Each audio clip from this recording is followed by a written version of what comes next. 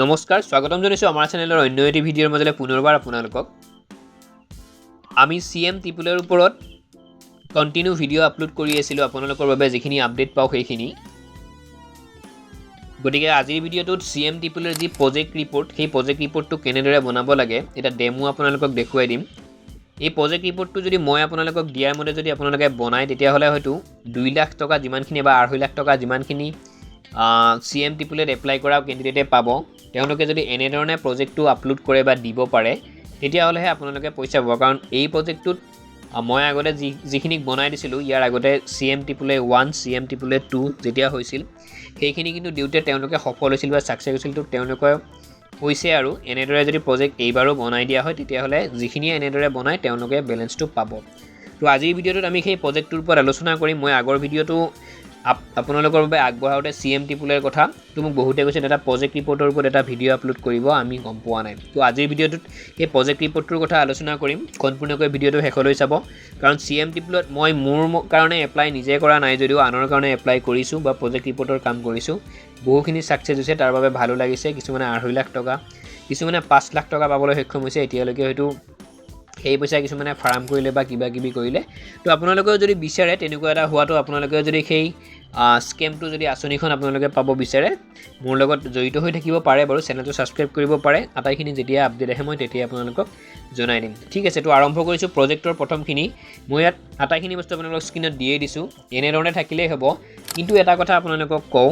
যে বৰ্তমান সিএম টিপুলৰ কোনো ধৰণৰ নতুন আপডেট অহা নাই যে এতিয়া এপ্লাই হ'ব বা এপ্লাই নহয় বা কিমান পইচা পাব কিয় হোৱা নাই সেই আঁচনিখনৰ বৰ্তমান কিয় তেওঁলোকে আগুৱাই নিব পৰা নাই কাৰণ বৰ্তমান কাৰো হাতত চৰকাৰ নাই যেহেতু চৰকাৰ নাই কোনো চৰকাৰ বৰ্তমান নাই হেতু কাৰণে আঁচনিসমূহ এতিয়া বন্ধ কৰা আছে আৰু যেতিয়াই নেকি চৰকাৰ গঠন হ'ব তেতিয়াই এই বস্তুখিনি আপোনালোকক তেওঁলোকে আগবঢ়াব এপ্লাই কাম চলিব এতিয়া কিন্তু নতুন এপ্লাই ইয়াৰ হোৱা নাই মুখ্যমন্ত্ৰী হিমন্ত বিশ্ব শৰ্মা যদি আকৌ চৰকাৰ গঠন কৰে যদি তেওঁ আকৌ মুখ্যমন্ত্ৰী হয় হয়তো সিএম টিপুলে 3.0 আপোনালোকৰ বাবে হ'ব পাৰে যদি কিন্তু নহয় হয়তো নহবও পাৰে হেতু গ্যাৰান্টি দিব নোৱাৰি হয়তো সিএম টিপুলতকৈ ভালো কিবা হ'ব পাৰে যদিও কংগ্ৰেছ চৰকাৰ আহে তো পৰম নকৰি আজিৰ ভিডিঅ'টো আলোচনা কৰিছো লাইক সাবস্ক্ৰাইব কৰিব লাইক কৰিব নেক্সট যিমানবোৰ আপোনালোকৰ 28 বছৰৰ ওপৰৰ বন্ধু বান্ধৱী আছে কেৱল মেট্ৰিক পাছেই কৰিছে বা তাৰ ওপৰতো তেওঁলোকৰ কিবা আছে তেওঁলোকে আপোনালোকলৈ তোমালোকে ভিডিঅ'টো শ্বেয়াৰ কৰিবা ঠিক আছে এতিয়া প্ৰথমতে পেজটো দিয়াত project profile for financial assistant under chief minister Atmanirbhar Asom অভিযান সিএম টিপুলে এই প্ৰজেক্টটোৰ যেটো ডেমো মই আপোনালোকক দেখুৱাইছো সেইটো কিন্তু সিএম টিপুলে ফাৰ্ষ্টৰ ঠিক আছে ফাৰ্ষ্ট জুনে পাইছিল মই তেওঁৰ পৰা কালেক্ট কৰিছো তো আপোনালোকেও চাব পাৰে সিএম টিপুলে প্ৰজেক্ট ৰিপৰ্ট বুলি যদি আপোনালোকে যিকোনো ব্ৰাউজাৰত সাৰ্চ কৰে এনে ধৰণৰ বস্তুবোৰ আপোনালোকে পাবই আৰু এইটো এটা উদাহৰণেই মই আপোনালোকক উদাহৰণ দিছো এনেদৰে বনাব লাগিব কিন্তু ডিস্ট্ৰিক্ট ওয়াইজ ডিটেইলছবোৰ বেলেগ হ'ব আৰু মানুহ ভিত্তিক মানুহ আপোনাৰো বেলেগ হ'ব নেম আটাইখিনি পৰিচয় আপোনাৰো বেলেগ হ'ব সকলোৰে বেলেগ হ'ব কিন্তু মেইন যিখিনি বস্তু সেই বস্তুখিনি প্ৰায় একে থাকিব আৰু ডিস্ট্ৰিক্ট ওয়াইজ কিন্তু বস্তুবিলাক বেলেগ হ'ব আৰু এটা কথা যদি আপোনালোকে মই এটা গোটাৰী ফাৰ্মৰ ওপৰত দিছো ছাগলী ফাৰ্মৰ ওপৰত নেক্সট গাহৰি ফাৰ্মৰ ওপৰত যদি আপোনালোকে প্ৰজেক্ট বনায় তেতিয়া অকমান বেলেগ হ'ব ফিচাৰীৰ ওপৰত যদি বনায় অকমান বেলেগ হ'ব নেক্সট বিজনেছ যদি ব্যৱসায় লাইনতো যদি আপোনালোকে বনায় তেতিয়া হলে কিন্তু অকমান বেলেগ হ'ব কিন্তু মেইন যেটো আৰ্হি যেটো ফৰ্মুলা এইটোৱে হয় প্ৰজেক্টটো এনেকুৱা আপোনালোকে কৰিলেই হ'ব সৰু সৰু কিছুমান বস্তু হেতাত চেঞ্জ হ'ব বা সলনি হ'ব ঠিক আছে তো নেম অফ দা স্কেম গোটাৰী ফাৰ্ম মই এই গোটাৰী ফাৰ্মৰ ওপৰত দিছো ছাগলী ফাৰ্মৰ ওপৰত টোটেল প্ৰজেক্ট কষ্ট কিমান বেলেন্স মানে সেইটো আৰু 2,50,000 কিছুমানৰ 5 লাখো আছে বাৰু প্ৰফেশনাল ডিগ্ৰী যিমানবোৰ আছে তেওঁলোকৰ 5 লাখ ঠিক আছে আৰু এইখিনি আমাৰ জেনেৰেল খিনি তাৰ নেক্সটত project at a glance name of the entrepreneur মানে কোনে এই প্ৰজেক্টৰ বাবে এপ্লাই কৰিছে আপুনি যদি এপ্লাই কৰিছে আপোনাৰ বাবে হ'ব ঠিক আছে মা দেউতাৰ বাবে নহয় তাৰ পিছত উল্লেখ কৰিছে কনস্টিটিউশন লিগেল ষ্টেটাস এটো বাৰু ইন্ডিভিজুৱেল থাকিব ইয়াত একো কৰিব নালাগে আপোনালোকে ফাদাৰ্স স্পাউস নেম দেউতাৰ নামটো আপোনালোকৰ ভৰাব লাগিব ইয়াত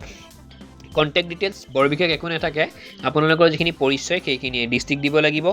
এলএসি দিব লাগিব এলএসি মানে এতিয়া এটা প্ৰবলেম বহুতে গম নাপায় আৰু বিভিন্ন ধৰণৰ ফৰ্মো থাকে আপোনালোকৰ তাত এলএসি বুলি থাকে বহুতে বাৰু গম পায় কিন্তু কিছু সংখ্যকে গম নাপায় তেওঁলোকৰ বাবে কৈ দিছো আমাৰ বিধানসভাৰ সমষ্টি আপোনালোকৰ যিটো নাম যিটো সমষ্টিৰ আপোনালোক অন্তৰ্গত সেই সমষ্টিটোৰ নাম লিখিব লাগে এলএসি বুলা এই যিখিনি ঠাই আছে সেই স্পেচটোত এলএসি টো লিখিব লাগে ঠিক আছে block town village PO post office মানে আৰু pincode email ID mobile number এইখিনি আপোনালোকে জানে আৰু এইখিনি প্ৰজেক্টটো ফ্ৰমে বুলি ক'লোঁ এইখন ফিল আপ কৰোঁতে এফৰ চাৰ্জত যেতিয়া আপোনালোকে ফিল আপ কৰিব তেতিয়া আটাইখিনি বস্তু কেপিটেল কৰিব স্মল উল্লেখ নকৰিব আৰু যিকোনো ফৰ্ম ফিল আপত যদি আপোনালোকে তাত উল্লেখ নাথাকে যে কেপিটেল কৰিব লাগিব বা স্মলত লিখিব লাগিব যদি সেইটো বস্তু উল্লেখ নাথাকে তেতিয়াহ'লে আটাইখিনি বস্তু আপোনালোকে কেপিটেল লেটাৰত কৰিব পাৰে কোনো দিক্কত নাই বা তাত কোনো সমস্যাৰ সৃষ্টি নহয় next 5 number location of the unit আপোনালোকে যি ফাৰ্মখন কৰিব সেই লোকেশ্যনটো তাৰ ইউনিটটো কি বা লোকেশ্যনটো কি সেইটো বিচাৰিছে ইয়াত যদি আপোনালোকৰ ফাৰ্মখন নিজৰ ঘৰতে বা নিজৰ ঘৰৰ কাষতে দিব বিচাৰিছে এই ওপৰৰ যিটো ফাৰ্ষ্ট কণ্টেক্ট ডিটেইলছ আছিল সেইটোৰ লগত আটাইখিনি বস্তু একে হ'ব সেইটো হৈছে প্ৰথম কথা দ্বিতীয় কথাটো হৈছে যদি কণ্টেক্ট ডিটেইলছটো আপোনালোকৰ দিলে আৰু যদি আপোনালোক ওদালগুৰি ডিষ্ট্ৰিক্টত বাস কৰে কণ্টেক্ট ডিটেইলছটো দিলে কিন্তু ফাৰ্মখন কৰিবৰ বাবে হয়তো আপোনালোকৰ দৰং জিলাতহে মাটি আছে ঠিক আছে লেণ্ডটো আপোনালোকৰ দৰং জিলাত আছে তেতিয়াহ'লে কিন্তু এই লোকেশ্যন অফ দ্য ইউনিটত দৰং জিলা বুলি আপোনালোকে উল্লেখ কৰিব লাগিব তাতো কিন্তু ওদালগুৰি বুলি দিলে নহ'ব প্ৰথমটো কণ্টেক্ট ডিটেইলছ সেইটো হ'ল আপোনালোকৰ কোনখিনি আপোনালোকে ক'ত বাস কৰি আছে সেইটো next location of the unit সেইটো হৈছে ফাৰ্মখনৰ ঠাইটো আপোনালোকে ক'ত ফাৰ্মখন কৰিব নেক্সট 6 নম্বৰ ইয়াত আছে নিয়েৰেষ্ট ভেটেনাৰী চেণ্টাৰ এইবোৰ আপোনালোকৰ ভেটেনাৰী চেণ্টাৰ আটাইতকৈ ওচৰত যোনটো আছে সেই বস্তুটো একদম দি দিব তাত উল্লেখ কৰিব extinguisher bank details AC number bank of branch এইটো ষ্টেট বেংকৰ যদি দিয়ে আপোনালোকৰ সেইটো খুব ভাল বুলি মই ভাবোঁ কাৰণ ষ্টেট বেংকৰ কামবোৰ ফাষ্ট হয় অকণমান তাৰ নেক্সটত ইয়াত উল্লেখ আছে প্ৰপ'জ এক্টিভিটি গোটাৰী ফাৰ্ম কিহৰ ফাৰ্ম আপোনালোকে দিব সেইটো উল্লেখ কৰিব লাগিব যদি গাহৰি ফাৰ্ম গাহৰি হয় যদি ফিচাৰিজ তেনেকুৱাকৈ যিহৰ ওপৰত আপোনালোকে বিচাৰে সেইটো আপোনালোকে দিব লাগিব কোষ্ট অফ দ্য প্ৰজেক্ট কিমানৰ প্ৰজেক্ট এইটো বেলেঞ্চটো কিমান হয় 2,50,000 এপ্ৰক্স ইয়াত উল্লেখ আছে তাৰপিছত means of finance gift subsidy আপোনালোকৰ 1 লাখ টকা বেংক লোন হ'ব 1.5 লাখ তেনেদৰে টোটেল হ'ব যায় 2.5 লাখ টকা এইবিলাক সৰু সৰু বস্তু বাৰু গম পাবই লাগে তাৰ নেক্সট ইয়াত কিছুমান বস্তু উল্লেখ আছে এইবোৰ আপোনালোকে চাব দৰকাৰ নাই তাৰপিছত পে বেংক পিৰিয়ড ইয়াৰ 5 ইয়াৰ্ছ আৰু সেইটো সকলোৱে জানে বাৰু নেক্সট বেকগ্ৰাউণ্ড বহুত কিবা কিবি কেইটামান পেজ থাকিব টোটেল 14টা পেজ থাকিব তাৰে কিছুখিনিহে আপোনালোকে ফিল আপ কৰিব লাগিব সকলোখিনি কিন্তু নেলাগে মাৰ্কেটিং ষ্ট্ৰেটেজি ইয়াত সেইটো কিন্তু আপোনালোকে কিছু ফিল আপ কৰিব লাগিব to be fill up by the applicant name of district আপোনাৰ নিজৰ ডিষ্ট্ৰিক্টখনৰ নাম পপুলেশ্যন অফ ডিষ্ট্ৰিক্ট আপোনাৰ ডিষ্ট্ৰিক্টখনত জনসংখ্যা কিমান আছে কিমান মানুহ আছে সেইটো সুধিছে সেইটো জানিবলৈ গুগলত আপোনালোকে চাৰ্চ কৰিব পাৰে একদম সহজ উপায় আজিকালি সকলো সহজ হৈ পৰিছে নেক্সট ইয়াৰ আছে population consuming non vegetarians food in the district আপোনাৰ ডিষ্ট্ৰিক্টখনত বা জিলাখনত মাংসভোজী জনসংখ্যা কিমান মাংসহাৰী পানী কিমান সেই বস্তুটো তেওঁলোকে বিচাৰিছে এটা এপ্ৰক্স এটা অনুমানিক আপোনালোকে 4-5 লাখ কিবা এটা দিব পাৰে কিন্তু হিচাপতকৈ বেছি হ'ব কিন্তু নোৱাৰে ঠিক আছে নেক্সট তলত উল্লেখ আছে পাৰ কেপিটা এভাৰেজ মান্থলি কনজিউমছ অফ নন ভেজিটেৰিয়ানছ ইয়াত উল্লেখ আছে জনমূৰি গড় মাহিলী মাংসহাৰী খাদ্য কিমান ব্যৱহাৰ হয় আপোনালোকৰ মাহিলী কিমান মাংস ব্যৱহাৰ হয় জনমূৰি ভিত্তিত সেইটো উল্লেখ কৰিছে এইটো এপ্ৰক্স 1 লাখ কেজি বা 1.5 লাখ কেজি আপোনালোকে দি দিব পাৰে ইয়াত কোনো ধৰণৰ টেনশ্যন নাই ঠিক আছে এইটো এটা অনুমানিক হয় আপোনালোকে যে প্ৰজেক্টত এইখিনিয়ে দিব লাগিব মই কিন্তু সেইটো কোৱা নাই মই আপোনালোকক just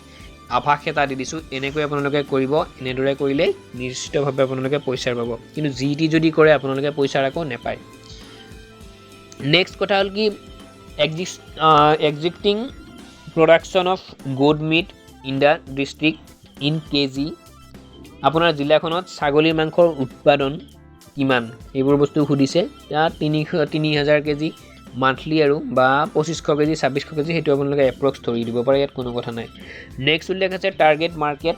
of the applicant within in district in KG outside in district in KG এইটো কথা ইয়াত কৈছে যে আপোনাৰ ডিষ্ট্ৰিক্টখনত ভিতৰত ছাগলী মাংস কিমান